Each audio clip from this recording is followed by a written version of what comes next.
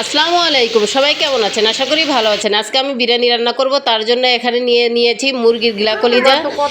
এখানে এবার আলু কিউব করে কেটে রেখেছিলাম, তার ভিতর দিয়ে দিলাম হলুদ, লবণ, পেঁয়াজ বাটা, আদা বাটা, রসুন বাটা, জিরা বাটা দিয়ে সুন্দর করে এটাকে কিছুক্ষণের জন্য রান্না করে নিব।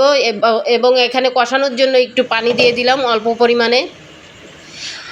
অপর পাশে আমি সেই মুরগির গিলা কলিজাগুলো সুন্দর করে সিদ্ধ করে রেখেছিলাম শুধু হলুদ আর লবণ দিয়ে। এবার এখানে দিয়ে দিলাম সেই গিলা কলিজাগুলো, দিয়ে দিলাম কলিজাগুলো সুন্দর করে।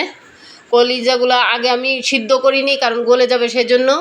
এখন এখানে দিয়ে দিব পরিমাণ মতো পানি।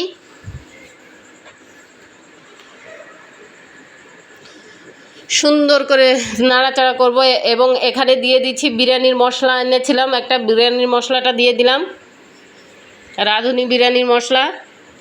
তো এর মধ্যে চলে গেছে আমাদের কারেন্ট।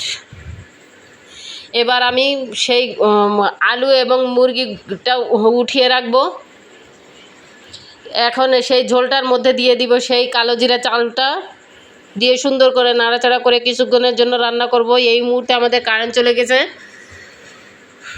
তো এই পর্যায়ে পানিটা শুকিয়ে এসেছে। এখন আমি দিয়ে দেবো সেই রান্না করে রাখা মুরগি। আর একটু ঢেকে রান্না করতে হবে। দেখুন আমার বিরিয়ানিটা কত সুন্দর হয়েছে, ঝরঝরে, দেখতে অনেক লোভনীয় হয়েছে, খেতেও অনেক মজা হবে আশা করি। তো আমার বিরিয়ানিটা কমপ্লিট হয়ে গেছে। বাইরে অঝোর ধারায় বৃষ্টি নামছিল, তাই আজকে বিরিয়ানি রান্না করলাম। তো সবাই ভালো থাকবেন, সুস্থ থাকবেন। আল্লাহ হাফেজ।